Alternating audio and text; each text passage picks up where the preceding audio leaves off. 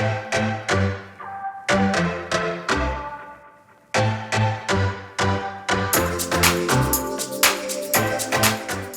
to a special episode of Unscripted, a LeaseLock podcast. In this episode, we're going to go back to revisit the conversations we facilitated on the trade show floor at RETCON. Now, for those of you familiar or not familiar, RETCON is a technology-focused real estate conference that this year was held at the MGM Grand in Las Vegas. Almost like a bit of a preview for OpTech later this year, to be honest. And instead of taking the traditional route with our trade show presence, we decided to try something new and converted our booth space into essentially a podcast recording studio, which is why there's going to be a great deal more background noise in this episode than kind of your normal episode. But over the course of 2 days, we recorded six full discussions with leaders in the rental housing space. And while we did not intentionally steer the conversations into common swim lanes, there were three main themes that seemed to just naturally tie these conversations together. The first was the real impact AI is making and is clearly going to make in the rental housing industry, no big surprise there. The second was the evolution of centralization, aka specialization, and we'll get into the difference between those two in a little bit. And third, which was the most rewarding for me personally to discuss, was the role and importance of human-centric leadership amidst all of the aforementioned tech disruption. It was a fun, if not exhausting, couple of days, but we're excited to bring you the end results of the efforts. But of course, we have to roll the disclaimer first, a disclaimer that reads, the views and opinions expressed in this podcast are those of the individual hosts and guests and do not necessarily reflect the official policy or position of LeaseLock. The content is intended for general informational purposes only and should not be construed as professional advice or endorsements. While we strive to ensure that the content is as accurate and up-to-date as possible, LeaseLock makes no representations or warranties of any kind, expressed or implied, regarding the accuracy, completeness, or reliability of the information discussed. The content is provided as is, and LeaseLock assumes no responsibility for any errors or omissions. Listeners should consult with qualified professionals before making any decisions based on the content of this podcast. This podcast may include references to third-party sources, which are provided for convenience and informational purposes only. LeaseLock does not endorse or take responsibility for the accuracy or reliability of any third-party content. In no event shall LeaseLock, its affiliates, or any of its employees, officers, or agents be liable for any direct, indirect, incidental, special, or consequential damages arising out of or in conjunction with the use or the reliance of the content of this podcast.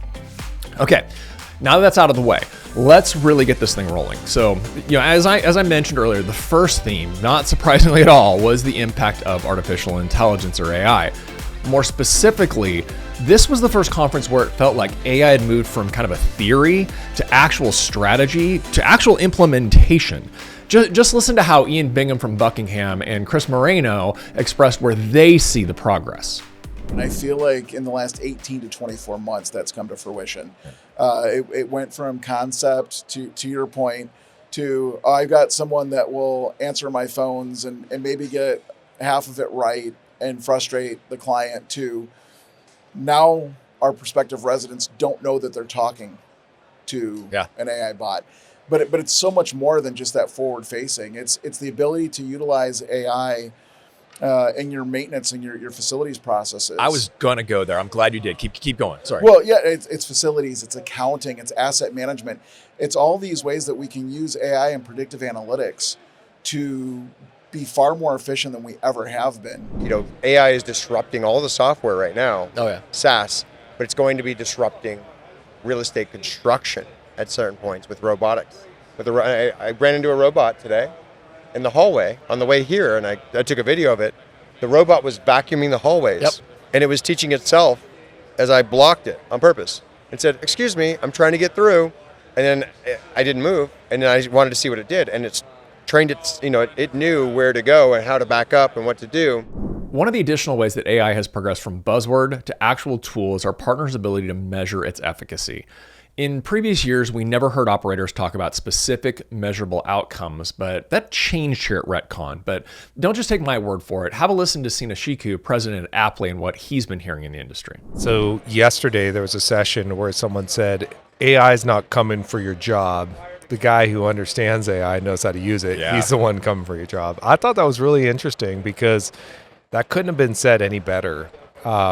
We're at a really interesting inflection point for this industry where people are going from AI as pixie dust and, well, maybe I use it as like, shockingly, when I ask people today, hey, what's your AI strategy? Like, we use Copilot. And I'm like, wow, I guess that counts.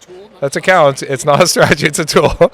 But yeah, I mean, people are using it practically all the time. And it is definitely driving some really meaningful efficiencies. I think one of the hot takes that should make your write-up afterwards is that before, when people talked about AI, there wasn't a number where you're like, but what is it going to really give me? Like, how can I visualize what the result will be? And this show especially, I've heard people kind of consistently say that somewhere between 10 to 15% in OpEx savings by leveraging AI to do certain things. Clearly, with results like 10 to 15% savings towards OpEx, the challenge for our operating partners is not should they use AI, but rather how, with which partner, and applied to which workflows to maximize their efficacy. And managing the change associated with the pixie dust, as Sina called it, was a major point of conversation. One of those points of resonance across the conversations, though, was prioritization, or as ChatGPT liked to point out, if everything's important, nothing is. And considering that's one of my go-to phrases, I may have biased the analysis a bit, but the idea that organizations need to identify and activate across their primary objectives and put off the rest was absolutely real. Take a listen to Chris Moreno's observations on this topic. You have to pick something that makes a substantial change for your organization. So, you can't do everything at once. No organization can. Right. So you've got to pick one thing that you're going to maybe start with. And that might be starting with fraud. Might be start with, your tech stack. Might be starting with just leasing team. And I think a lot of times what organizations will do is they'll take a team that likes to try new things, experiment with it, might even try it in a few different sectors, and then create their best practices and put their stamp of approval for their corporation and then roll it out. So that's what I'm seeing. But Sina reminded me that real progress only comes when there's a well-established, and in the case of AI, documented base case to reference. If you can build great workflows that have structure around them, the AI is going to be highly effective when it needs to be generative and start to think and not be so literal. So I think that was one of the great things that I saw happening in the last, I'd say 3 to 4 months, is that people have really embraced the idea of, okay, if we're going to go from thinking about AI and having a strategy, we better start thinking about how would we put this into play and how do I train this thing? What data does it need to have? But implementation is just the start. One of the advantages and potential pitfalls of focusing on singular objectives is stagnation. Yeah. No, someone made the comment that if you're not innovating every 6 months, you're probably falling behind. And that's a really good point. And I went, no, that's right.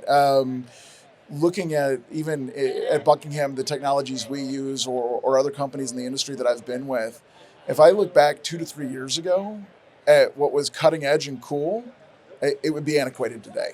Throughout our conversations, there was a clear focus on implementing well. Start small, iterate fast, and build internal champions that can lead the larger charge. A charge for many that focuses on, yep, you guessed it, centralization, or again, what I often call specialization. But I'm actually rethinking that. And that's because of the approach after several of my conversations. And obviously the topics of centralization was on the tip of everyone's tongue at RETCON, which is no different than any other conference these days. What was different was the way the conversations progressed. Yes, people were talking about a pod structure and remote work, but the conversations deepened. Topics like downstream impact to payroll and my personal passion evolving the leadership development model and even brand voice were front and center. But I think we need to start with Scott Hines from Mark Taylor, putting me in my place that centralization and specialization are actually potentially a little different and both have their place in the right model.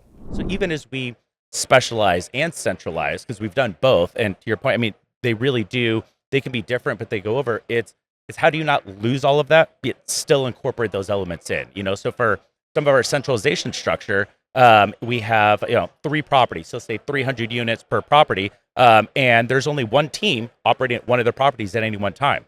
So the other 2 properties, there's no one in the leasing office. So you have to come up with ways to automate. So they residents can still talk with people, work orders can still be put in, scheduling. So then when someone does want a live tour, we can go to that property. But then we also have specialization, where all of our more of the assistant manager roles, the financials, they're done outside the property. So we really have tackled it in both ways, specialization and centralization. And while we have almost the entire company in a specialized type role for the financial capacity, we haven't converted everything over to centralization because we're just trying to make sure we hit all the right levers, tweaks, and really just work on refining it. But we're even rolling out another pod within the next 60 days. So it's really working well. And I feel like we're farther ahead than most, but just like anyone, there's always more to go. And when it comes to these conversations around centralization or specialization, many in the industry are looking outwards for examples of other already succeeding in these efforts. Here's what Ian had to say about learning from adjacent verticals. If we look at the maintenance and the facility side of things, let's look at those other industries. Let's look at JLL, for example, on a commercial basis. Yeah. I don't care what city you live in. You've seen the white with the red lettering on a JLL truck. Absolutely. And they're going to their commercial buildings and doing maintenance. And they figured out how to do that 4 decades ago. Yep, and I would say, since we're on the maintenance side, one of the things I've said several times, and I'm passionate about it, I think that multifamily has a lot they can learn from the single family space when it comes to maintenance operations. Like anybody, if you've done any digging into how they do their maintenance, I mean, their entire inventory control is happening on a as it happens basis. It is a completely decentralized team. They're not going to a centralized warehouse. They are getting shipments to their house to restock their truck from their standard parts. I'm thinking there's a lot that multifamily can learn. True to form, these conversations around centralization almost always came back to how AI can enhance the process, improve the results, and surprisingly, put people first. And that was a notion that was really first introduced to me during my conversation with Sina. Take a listen to his very astute observation on AI's ability to put the emotional needs of residents and our teams ahead of productivity. But that's a perfect use case of like centralization, one platform, and then now by putting AI on top of it, whatever bad debt you still have left, no human wants to go call and have a conversation about bad debt. I have a lot of customers who are using call centers effectively to do this. And it's just one of those things, they're real world stories where you talk to people, they're struggling to pay rent. It's a painful task to do as a human and listen to another human struggling. Yeah. But AI has an endless amount of empathy. You know, you said this yesterday, and it really, really struck with me because I hadn't thought about it from that perspective. And, you know, I shared it with you yesterday, but, you know, I go back to my days as an assistant community manager when we still had assistant community managers. Yeah. You know, and part of my job was to make sure we were at zero delinquency every month. And for 12 months in a row, I was zero delinquency for every month. It was emotionally exhausting. So hard. And to your point of listening to the real life stories of your residents. Making meaningful connections and utilizing the proper vehicle to accomplish it was also a part of my discussion with Whitney Kidd and Erica White from Preiss and Article Student Living, respectively. Here's their description of the synergy between human and AI when it comes to student leasing. So I think that it's equipping your teams with the right tools, and they're still going to have to pick up the phone and have conversations because we're not only leasing and marketing to students, we're also leasing and marketing to their parents. So those communication channels for us have to be more robust than most asset classes, which is really interesting and a unique challenge. But I think if we provide them with the tools like artificial intelligence, Preiss has done a tremendous job there of implementing AI and making sure that we can service all of the surface layer conversations so that when that staff member gets on the phone, they've already gone through all the basic, right? What's the pet rent? What's the pet fee? AI can handle a lot of that. And then once you get on the phone, you can have those meaningful interactions that really leave a great experience all around. The combination of human and technology was an obvious theme to come out when you're at a tech conference. You know, one of the interesting challenges that operators, particularly in the student space, are facing head on was another surprise to me though. The challenge of Gen Z's aversion to a particular technology, namely the phone. Let's listen to Erica on just how prevalent the aversion is and how they are handling it at Article. I always like to look at it twofold. I think with student housing, we have the opportunity to really, number one, we're getting students at their, first apartment home that they may have ever had. So we get to experience that first with them. But then we also have employees that are, starting college. So we get to see it from those bi-directional way. So it's an awesome kind of inside scoop. So we get to tap into that. We're like, you're learning all these myriad of courses at college, and then you expect X, Y, Z. So we're kind of students in that sense as well. But for us, what we're seeing is like it's such a digital native demographic, and they want just like a seamless experience from virtual tours, self-guided tours to honestly like a no-touch move-in experience. They want everything digitalized. And so our approach is more or less like offering our communities in a way that they want to experience them. We give you the option, and if you're someone who, if we're kind of pitching towards to our guarantor demographic, we're able to, say, hey, we do still have that multi-touch area for you to, experience at our properties. But if you want to go digitalized, we can do that too. So really creating a curated experience for each student, really. Yeah, no, I couldn't agree more there. And I think what we'll touch on today at the panel and the session is also something that's pretty unique about Generation Z, and that's something that we found to be called telephobia, which is really interesting.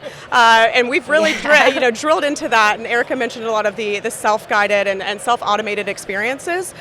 We found that Generation Z, one of their top 3 fears is a phone call with someone they don't know. Top 3 fears in life. And as in like spiders, snakes. Yeah, mine is spiders for sure. Yes. No thanks. A phone call, right? And that's just a unique challenge that as a multifamily industry we're going to have to solve for. And student, we're already finding the ways and the communication methods to make sure that we can meet them where they are. But we definitely need to be abreast as an industry on how residents are going to want to communicate. And it's going to vary by generation. And so I think if you're looking at future trends, make sure that you have 24/7 options. Make sure you have multiple communication paths. Now, as the father of 2 recent college graduates who recently moved out of student housing, I can absolutely confirm that they have an innate fear of actually picking up the phone. And it's just another example of why I'm actually a huge proponent of multifamily housing, studying and preparing for the trends in student housing. Because I believe they are a great leading indicator as to what the renter of tomorrow will expect. But I have to also say now, also what the on-site team of tomorrow will expect from their future employer. It's an element that I actually hadn't considered until my conversation with Whitney and Erica. So to my multifamily operators who may be listening, what's happening in student housing today will define expectations in multifamily tomorrow. Case in point, building-wide Wi-Fi. It's an absolute expectation in student housing and has been since at least my kids started their college journey back in 2018. It has definitely hit the multifamily space though. In February of this year, every REIT commented on their Q4 24 earnings calls about the progress of their managed Wi-Fi implementations. Every one. So as we wrap this up, my biggest takeaway from RETCON was the industry is not just thinking about AI as a tool or a feature, but as a way to drive alignment. Alignment between tools, teams, and residents. I'm excited by the possibility that we are entering a period where innovation is measured not by how futuristic your tech stack is, but by how thoughtfully it's implemented, trained, and integrated into your company culture, and how well it complements the associates who power your businesses.